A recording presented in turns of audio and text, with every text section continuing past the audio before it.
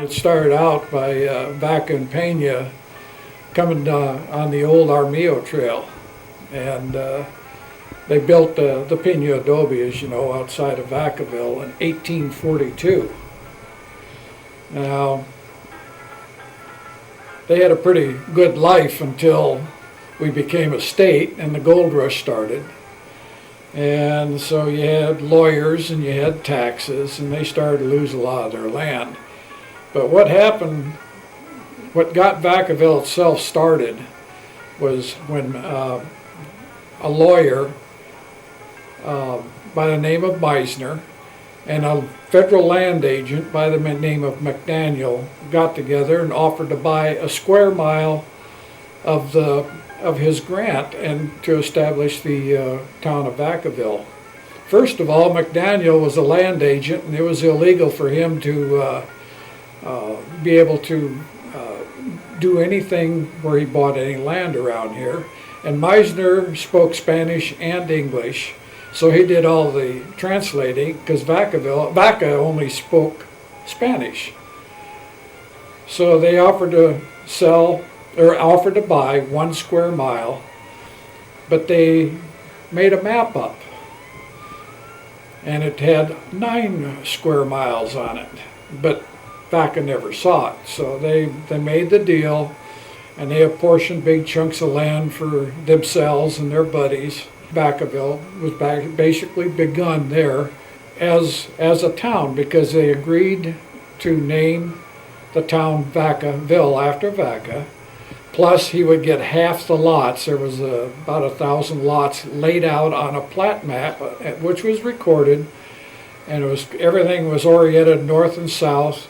All the streets had Spanish names, and it had 3 plazas in it.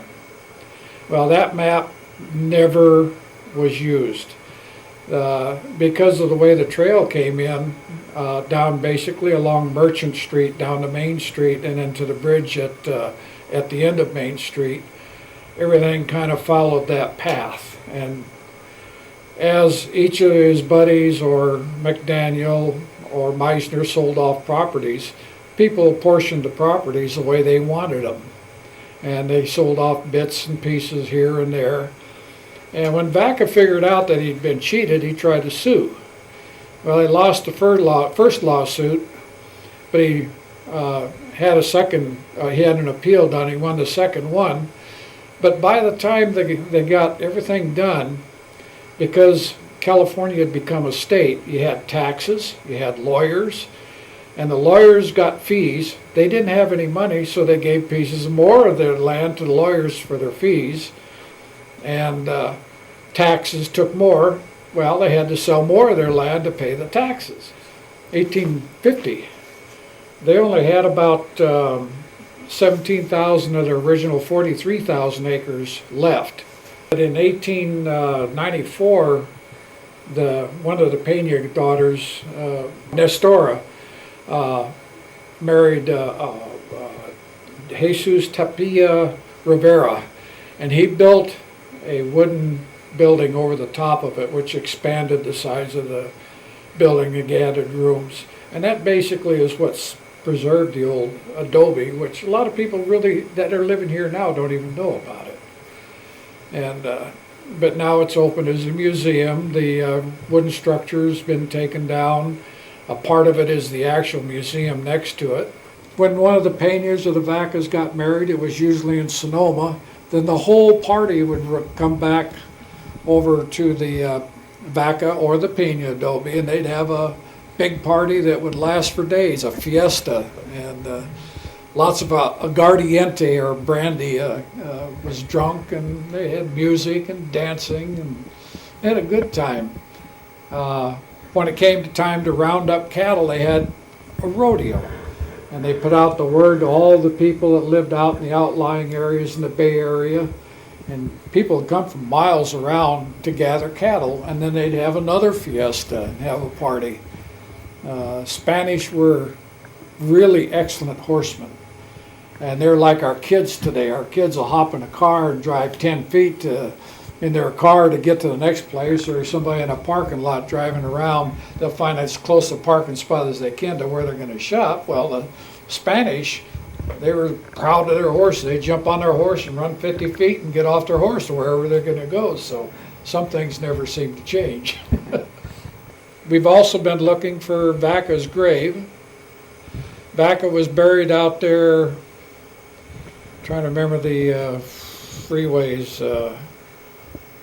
the freeway bridge to nowhere up there near Davis. They reburied him somewhere else. We knew where he was, but so far we hadn't been able to extract the information from the state of California where they reburied him, if they did. The Peñas were buried over in Benicia. And the reason they're over in Benicia is because the Catholic Church didn't want to let them be buried in a Catholic cemetery here because he refused to read Catholic doctrine. And he went over to Benicia. He's buried in a Catholic cemetery over there.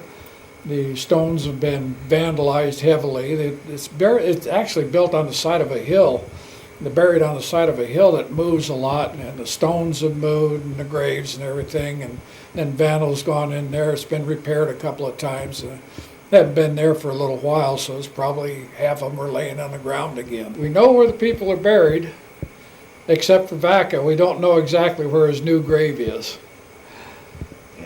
We will find out.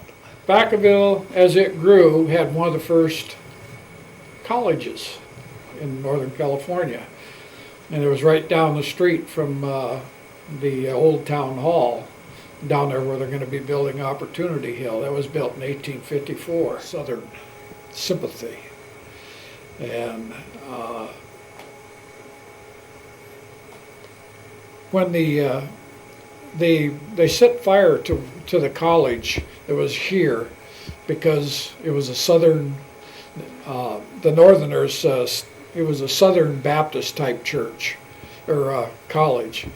And then the earthquake kind of finished it off, and that's when they tore it down. A lot of the bricks you find in all the buildings on the east side of on the north side of Main Street now came from that college.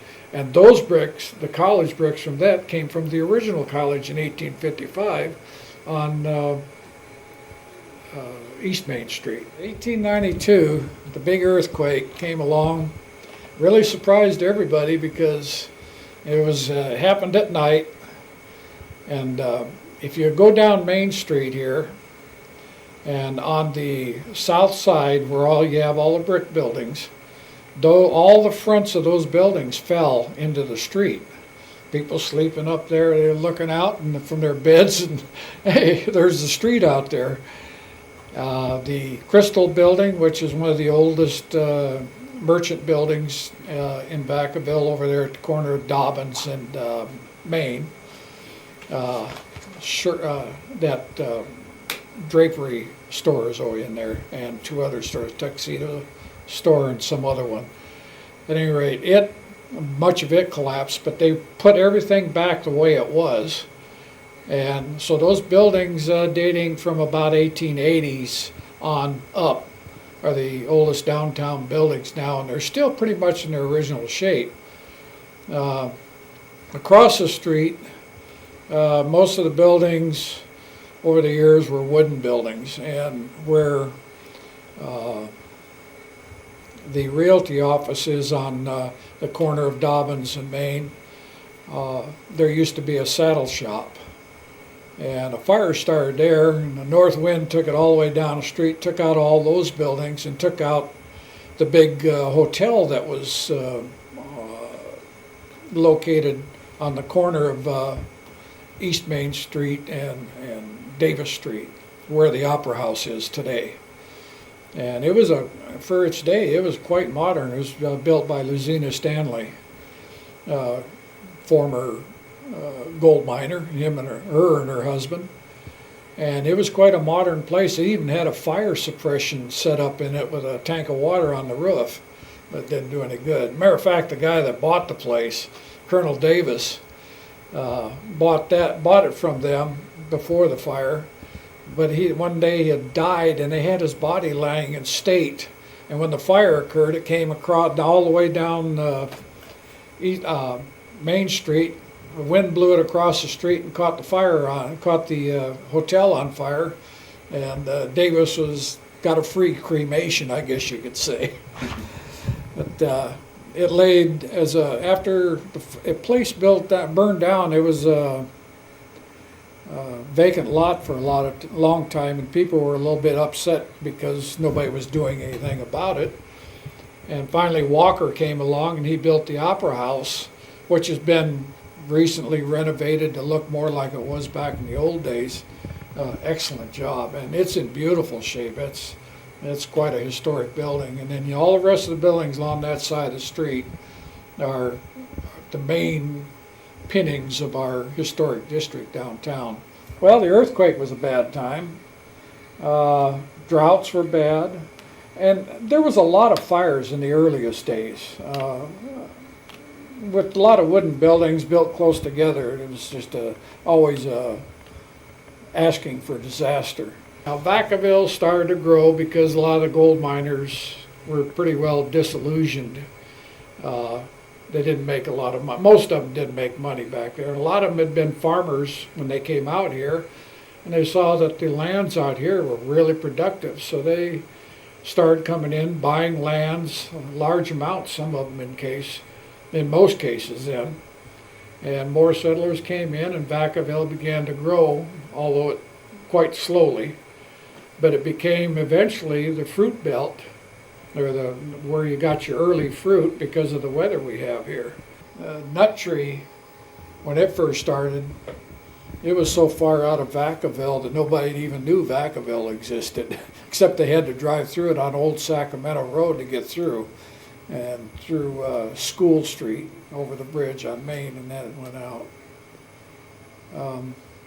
The nut tree started as a fruit stand and grew to what it was, and it was a favorite tourist stop. And I went over there when they were tearing it down after they decided to get rid of it.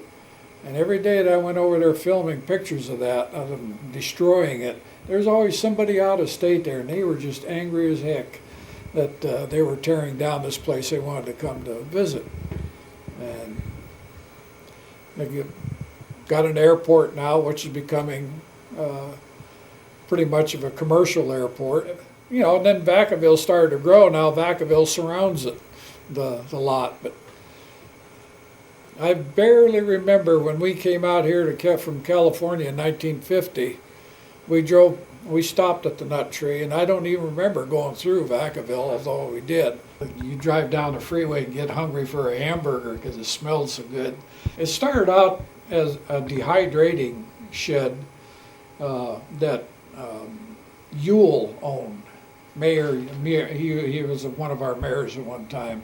They built a very large outfit over there down Davis Street, which is now kind of another shopping center and theater center. And they grew real fast during World War II because dehydrated food was great for the troops, you know, and they did more than just onions. But eventually they moved out because there was no longer the call that there used to be for their product. There is a memorial over in the county, in front of the county courthouse, listing who all went there.